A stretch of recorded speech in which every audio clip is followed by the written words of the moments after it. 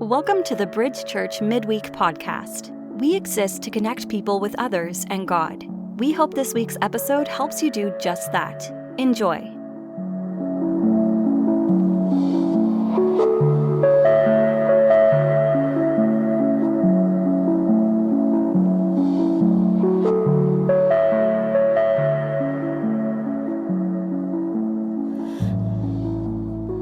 Hey everybody, welcome to the Bridge Church Midweek podcast. This is Pastor Tyler Wolf. I am our Oconomowoc campus pastor, and I also oversee missions here at Bridge Church. And I'm here with two very special people. First of all, Philip Zabel. You've been on the podcast before. You're on our missions committee. How you doing, Philip? I'm doing well. And I am here with someone we just met named Karlee Webb. Karlee. Hi, thanks for having me. Yes, absolutely. Thank you for coming on the podcast. Now, you are a missionary to Living Hope in Mexico, and I know not much about Living Hope. Sure. Philip has been there, he's lived there, and that's why he's here to ask some questions. But first of all, just tell us about yourself. Who are you? Where are you from? Before you were a missionary, what's your story? Sure. I grew up actually right outside of Chicago, in Naperville, Illinois. Okay. And so I grew up there, went to school at Northern Iowa, studied leisure, youth, and human services with a nonprofit degree. Okay. Had no idea where that was going to take me, but I ended up getting a job up in Oconomowoc. So I lived in Oconomowoc for about 3 years before moving down to Mexico. Wow. And I was the youth and teen director there. So I oversaw programs ages like 6 to high school. So, yeah. At the YMCA? At the YMCA. Okay, cool. Yep. Yeah, so, I mean, we talked off mic a little bit about this, but Sure. you're here at our Waukesha campus. Yeah. But we have a campus of our church in Oconomowoc. And so we have that in common. So tell me about, I always, whenever we have a missionary here, I always like to ask a version of this question. Sure. Tell me about your call. Yeah. One day you are youth and you're like a youth director at a YMCA. What was the process like? I understand it may not have been one moment. It may have been, of course, probably a series of moments. Sure. Tell me about the process of going from I'm living in the United States and that's how it's going to be to, whoa, I think I'm going. Yeah. Tell me about that. It was actually really funny. I just started working at the Y about a year and a half in. We had a statewide meeting that we had to go to. So Okay. I had to be on a bus for about an hour, and I ended up sitting next to our chaplain at the Y, and he was talking about the mission trips that we started going on. Now we're talking about Bruce. Bruce, yeah. We know Bruce. Osborne. That's our mutual friend. He's the man. By the way, I just want to give a quick plug. Have you read his? Now I'm going to put you on blast here. Have you read his book? Renew? Yes. I just bought it, so I'm bringing it down to Mexico, so I'll be reading it. Well, anybody listening to this podcast, go on Amazon, search Renew by Bruce Osborne. It's an incredible 31-day devotional. I just got my copy. Yes. I'm like 3 or 4 days in. I've heard it's amazing. I can say the first 4 days are amazing. Yeah. Yeah, it's really, really good. So shout out to Bruce. Yeah. Sorry, continue. No, it's okay. So we were on the bus talking about missions, and he's like, "Have you ever been on a mission trip?" I was like, "No, I haven't, but I really want to. Like, it's on my heart, but I feel like when God wants me to go on a mission trip, he's going to open those doors." Sure. So I was just waiting. And after that long ride, I think I was running late for a meeting or something, and he stops me and he's like, "We're going in February." Now this is like 2 months away from February, it's like December time. Yeah. And he's like, "You want to go to Mexico?" And I was like, "Yeah, let's do it. Yeah. Get me there. I don't know how I'm going to get there. I don't have enough vacation time, but get me there." And so sure enough, he brought me down there. And it was just an incredible opportunity. And so by like day 3, I was trying to figure out, okay, so how can I'm the youth teen director. How can I become bring high schoolers down there for like a quest or during the summer awesome. or like combine my 2 positions? Because it'd be crazy to move to Mexico. Right. And so, and then by day 3, we had this worship night with the staff, and one of my really good friends now, she came up to me and she's like, "I don't know who you are. I don't know why I'm being told to tell you this, but you have a wall up, or you're saying no to something, and you just need to push that wall down and say yes, because you have so much joy and you need to share that to the world. Wow. And like, of course I got all emotional and stuff and really started to consider the fact that I could be moving down there. I don't know when, I don't know how, but those are the steps, you know? Yeah. And actually I remember sitting at a fire and even Philip was like, would you ever consider teaching English here? Oh, Philip, you were already there at this point? Yeah, I was there. Oh, Yep. wow. So I didn't know that there, part. Sorry. I had been there for a year. Oh, okay. Wow. Okay. Yep. Very cool. Awesome. And so there were tons of people telling me this. And so I went back to the States and I was like, you know what, I'm just going to do Quest. I'm just going to quit and do this and just go full in.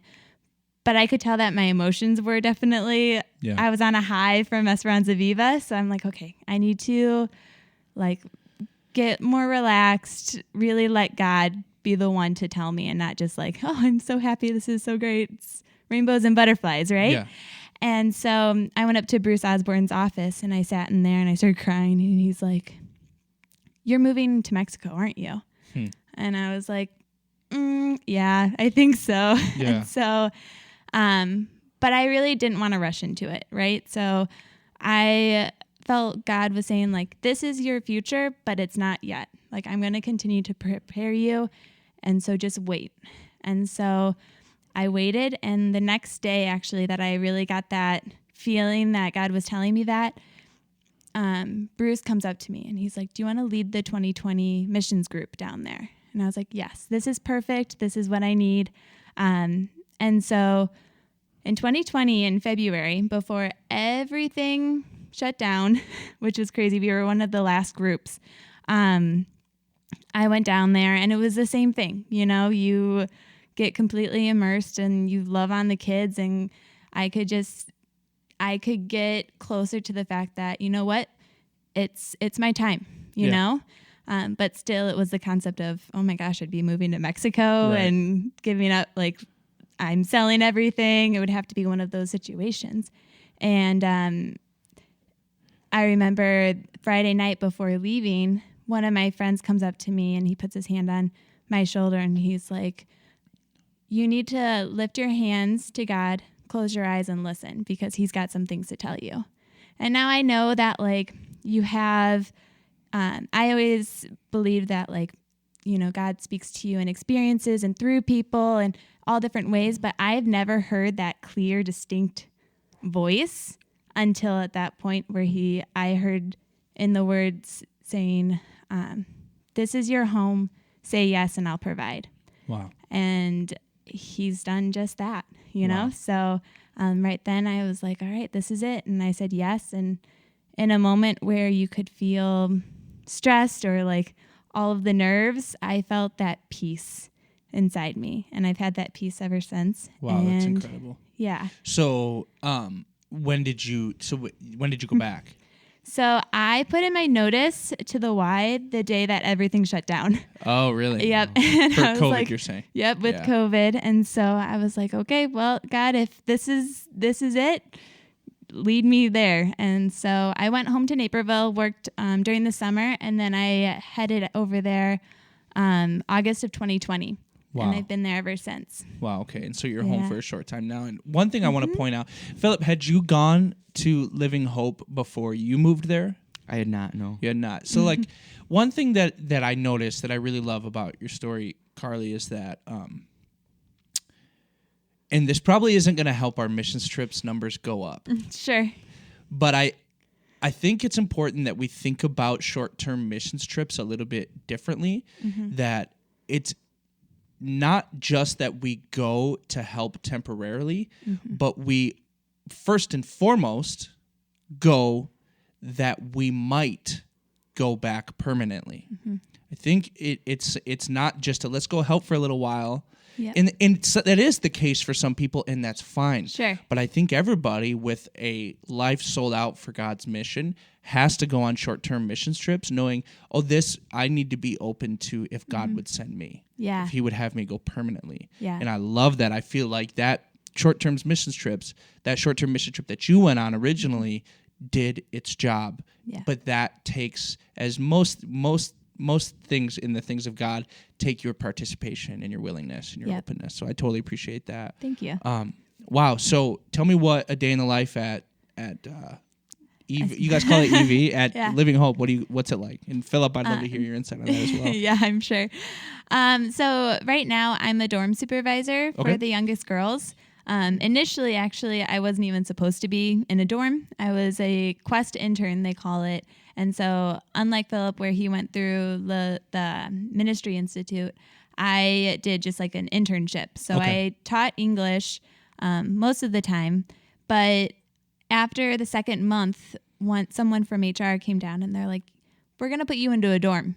And I was like, okay, I don't know Spanish that well. Yeah. And she was like, you'll learn. And sure enough, I have. And so, yeah, I'm a dorm supervisor for ages 5 to about 11 is the oldest girl. Mm-hmm. So I wake up early with them, get them all ready for school, make sure that they do their chores and shower, and we have to do their hair. I'm doing their hair for about an hour. Wow.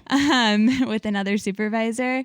Yeah. And so then we'll go down for breakfast, and about 8:30, I'll go into the school and I'll teach English. But then one of the supervisors will take the kids to school. So the kids are in school from 9 till 2.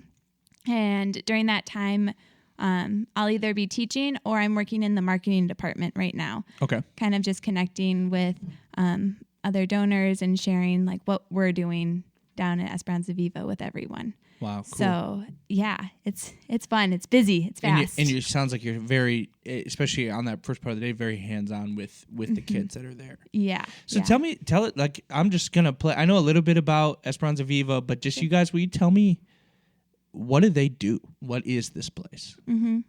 Do you want to explain? Sure. Well, so the mission is to reach broken kids that come from broken homes and to show them God's love. Okay. Yep. So they do that. They bring kids in from really the foster care or the at-risk kids. Yeah. So they live there From full everywhere. time. Yeah. Yep. Okay. Yeah. Okay. Yeah. So there are kids who have been rescued. I mean, there are kids who have been abandoned on the streets. Gotcha. Abused, trafficked. Some family members will bring them to Esperanza Viva and be like, we just can't take care of them. Yeah. Or the Child Services of Mexico comes and brings the kids to us as well. And we're connected to another refuge center, I believe, as well. Yeah. So we have different points of entry. But yeah, these kids have been through it all. Yeah. For sure. Wow, it's incredible. I think in a world where people spend a lot of time just trying to quote unquote find God. Yeah. Jesus certainly made it clear when he said, look in the most broken places, and that's where you're going to find me. He even says, oh my goodness, he says, hey, there was a prisoner who needed a visit. There was a thirsty person who needed something to drink. You didn't visit them, therefore you didn't visit me. So I just think in like as far as the human condition goes in the search for God, I think of a place like Living Hope and I go, well, man, he's placed himself among those kids. Yeah. And that's, I would just imagine the connection with God there is a really unique and special thing. Yeah. I mean, I have one girl in particular. She came from a background that she would be locked in a closet for days on end. Man. Didn't know when the next time her parents would be coming back with her 3 siblings. But she is growing up. She's 10 years old now. I asked her, I was like, what do you want to be when you grow up? And she's like, I want to be an evangelist. And I want to share the love of God and everything. And so these kids do come from such broken homes and broken places, but God's got his hand in this place and is doing wonders to them. So there's so much healing. Yeah. Wow, that's so cool. Well, Philip, I don't know if you have any questions or anything to add, but I really just want to know if anybody else wants to find more about Living Hope and about what you're doing, how can they find out about that? Yeah. Well, I have a specific missionary email, so you can reach me at Karlee, Karlee, .missionary missionary@gmail.com. And I love to connect via Zoom, via phone calls, and share stories and just how maybe you're being called to share your resources or your gifts to Esperanza Viva.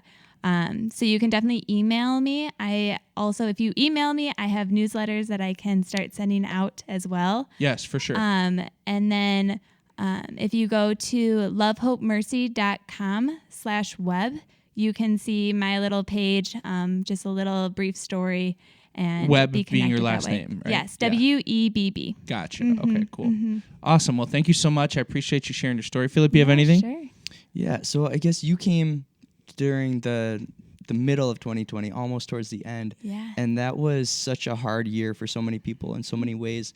What did it look like at Living Hope? Because I've heard that though it was challenging, it was also a big season of growth. It really was. I wasn't there during the strict quarantine. It was when things were starting to open up and they were having school at that point. But we still wear our masks down there. But something really cool, and I'm glad that you mentioned this, for small groups, if they come down, short-term missions groups, they have an opportunity. They still get time with the kids and everything, but it's going to be more specific dorm time. So it's not like you get the whole crew together and you hope to meet as many kids as you can, but in reality, it's the most outgoing kids that are playing with you and everything. But you get that really personal, intimate time with each dorm to learn more. And so I think that's really special. We've just gotten it. We've started opening up a little bit more, which is really great. We started going to church and starting small groups and stuff, but it was some really good quality dorm time for a while. So Yeah, I'm sure. Yeah. Wow, that's so cool. Awesome. Well, great question. That's exactly why I invited you here, Phil, because I knew you were going to have better questions than me. Where are you from? Those are my questions. Thanks, Tyler. Man, well, thank you, Philip, for being here, for serving on the missions committee, and thank you, Karlee, for sharing your story. It's incredible the way that God's using you, and thank you for saying yes. Thank you.